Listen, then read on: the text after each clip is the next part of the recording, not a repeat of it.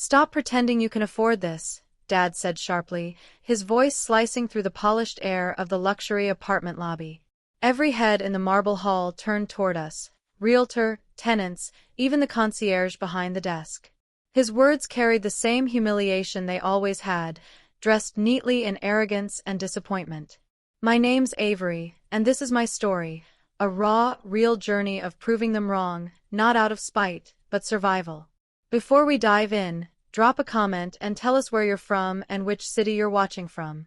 And after you hear this whole story, don't forget to share what you'd do in my situation.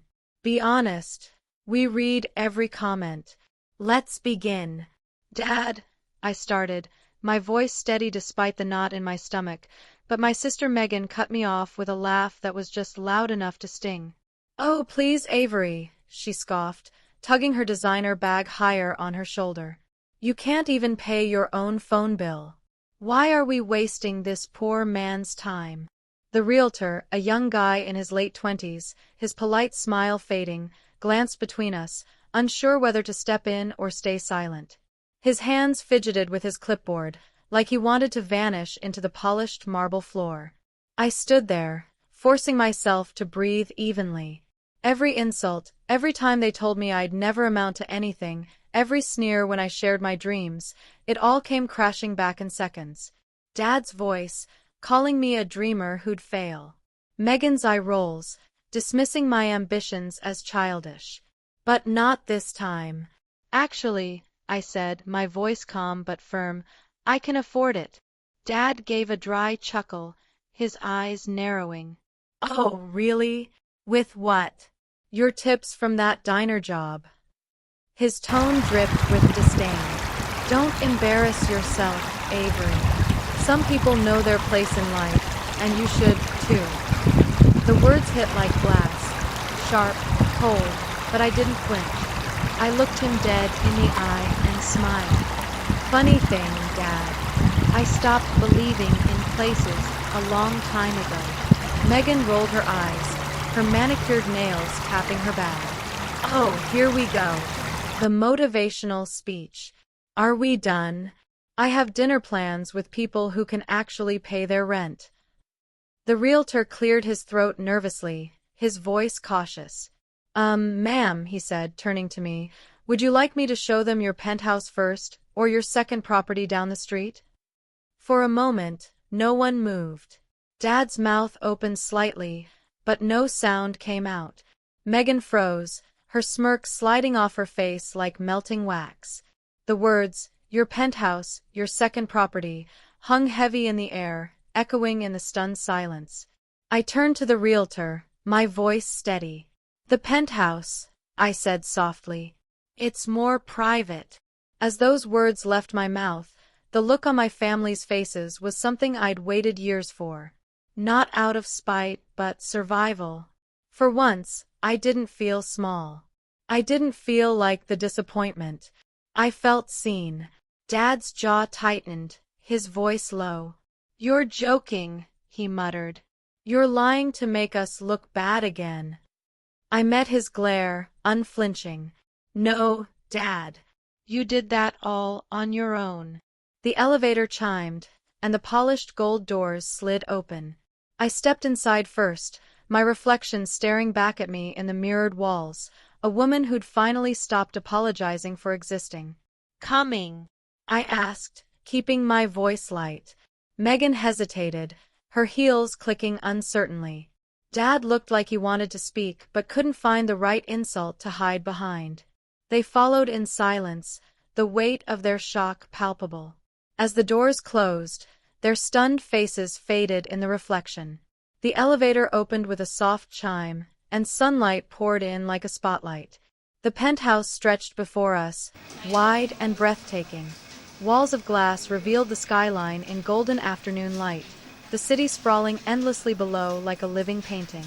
Megan froze, her phone slipping slightly in her hand.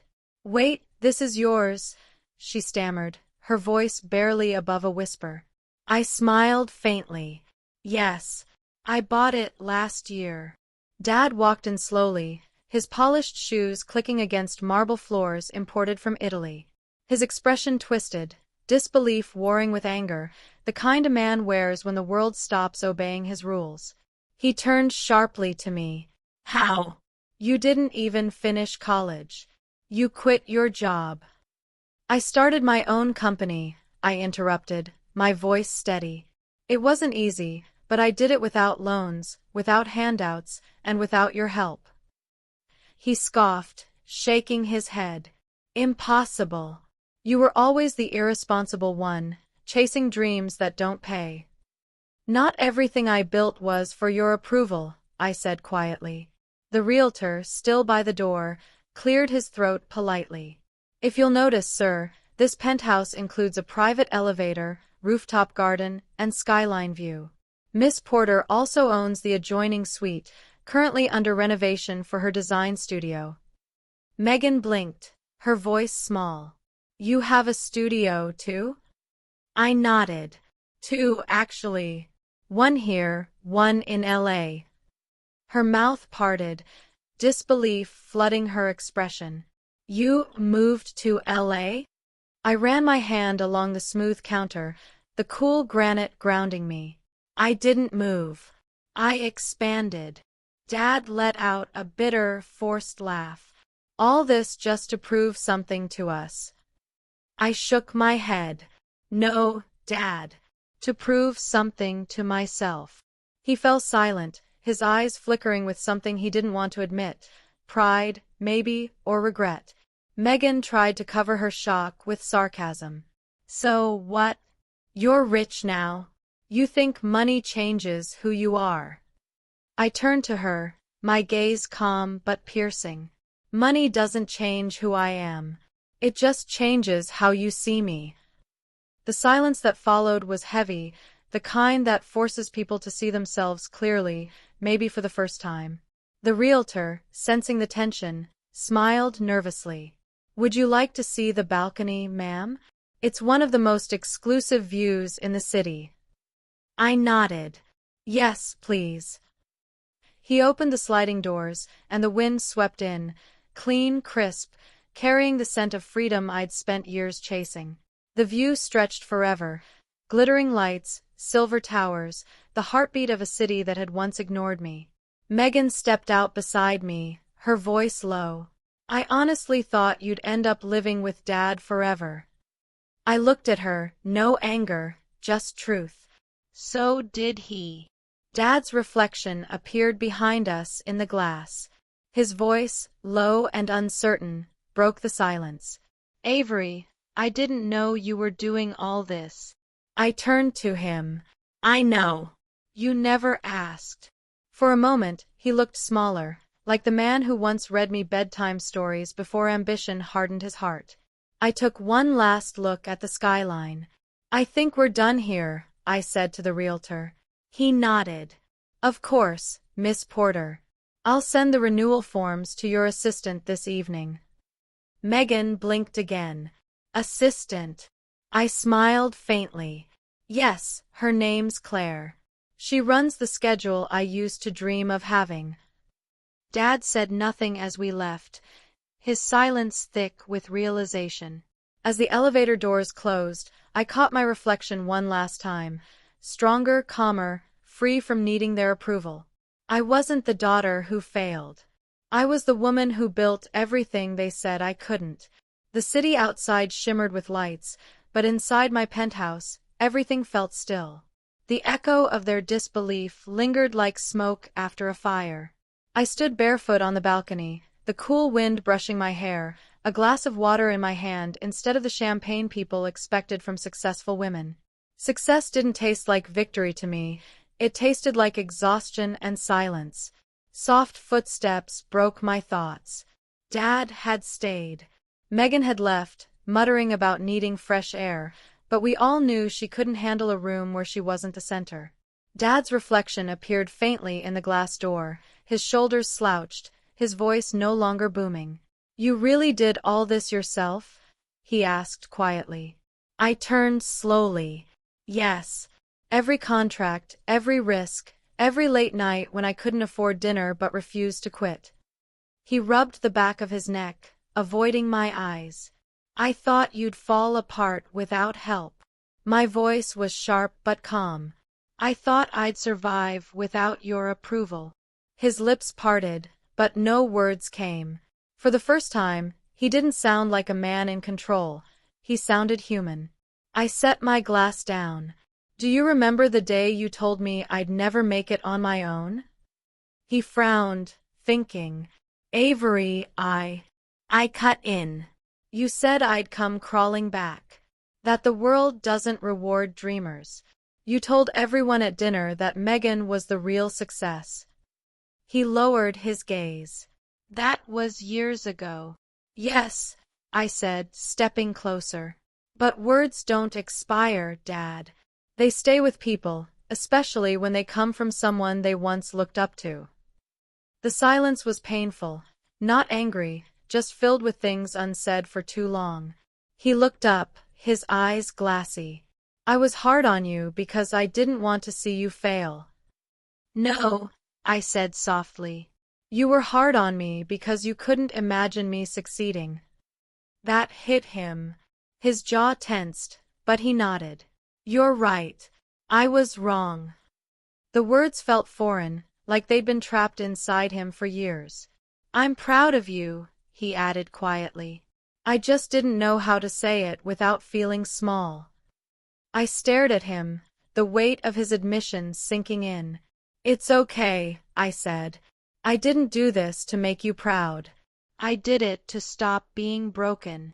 He nodded slowly, his voice barely a whisper.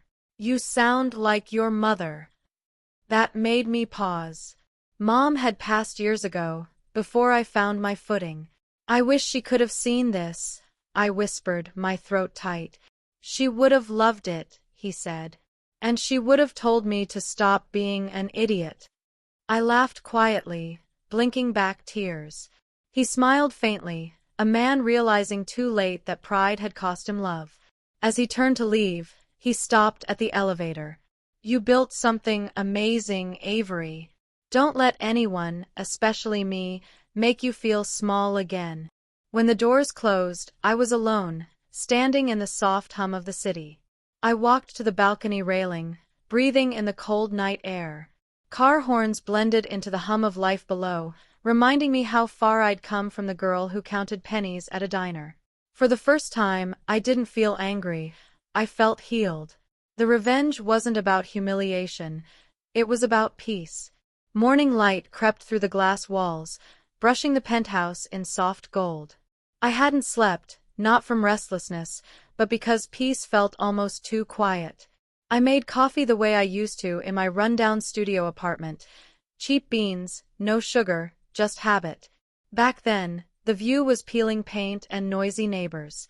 Now it was a skyline people paid millions for. My phone buzzed. Megan's name flashed on the screen. I hesitated, then opened her message. Can we talk? An hour later, she stood at my door. No makeup, no staged confidence, just Megan, looking like a stranger unsure of her welcome. I opened the door. You came early. I didn't sleep, she murmured. Can I come in? I nodded, stepping aside. She entered slowly, her eyes scanning the penthouse like she still couldn't believe it was real. It's beautiful, she whispered. It's so you. I poured her coffee. Thanks. She took the cup with shaky hands. Avery, I owe you an apology. I leaned against the counter, studying her. You don't owe me anything. Her voice cracked. Yes, I do. I was awful. I laughed when Dad mocked you. I ignored your calls when you needed someone. I thought you were lost. I said nothing.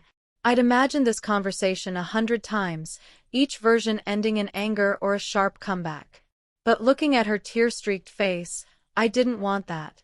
I was jealous, she admitted, her head low. You had courage. You failed, but you kept going. I just played it safe, trying to keep Dad happy. Her confession hung heavy.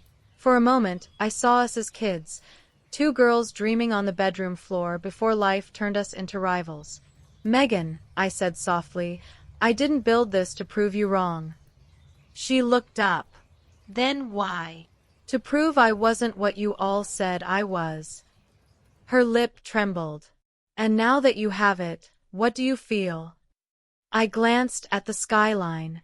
Free. The silence was comfortable, healing. She nodded. You're stronger than any of us gave you credit for. I chuckled. Took you long enough to notice. We laughed, a small, genuine sound, like a piece of our childhood finding its way back. Then Megan's tone turned serious. Dad's selling the old house. Said it feels empty now. I swallowed, the weight of that sinking in. Maybe it's time. She looked at her cup. He regrets everything, Avery. Wishes he could take it back. I turned away, blinking back tears. Regret doesn't rewrite history. No, she said gently, but maybe it starts a new one. Her words landed deep. I walked to the balcony, the wind wrapping around me. Do you know the hardest part, Megan? I asked quietly. She shook her head. It wasn't the nights I went hungry or the people who doubted me. It was realizing my own family saw me as a joke. That broke me in ways success can't fully fix. Her eyes glistened. I know, she whispered. I'll spend every day making it right. Something softened inside me. I placed a hand on her shoulder. Then that's enough. We stood there, two sisters once divided by pride, now bound by something real. The elevator chimed. Dad stepped out, looking older in the daylight, tired but humble, no arrogance, just quiet remorse. I wasn't sure I'd be welcome, he said carefully. I turned to him. You're always welcome, Dad. Just come with respect this time. He nodded, his eyes glistening. I deserve that. He looked around the penthouse. You did what I couldn't, made something from nothing. I'm proud of you, Avery. The words hit harder than I expected. Years of hurt clashed with the warmth in his tone. I didn't need to hear that, I said, but it still means everything. He smiled faintly. I'm glad. We sat together, the three of us, drinking coffee in silence, not as rivals or strangers, but as people who finally understood each other. When they left, the elevator doors closed softly, and I stood alone in my glass palace. But I didn't feel alone. I walked to the balcony, sunlight kissing my face. The city buzzed below, full of dreams, mistakes, and second chances. I took a deep breath. Years ago, I was the girl begging for validation. Today, I was the woman who built her own worth. Sometimes, the sweetest revenge isn't proving them wrong, it's finding your own peace. If you were moved by this story, hit that like button, share it with someone who needs to hear it, and subscribe to Warth Stories for more. Follow us to keep up with these raw, real tales. Drop your thoughts in the comments. What would you do in my shoes? We're listening.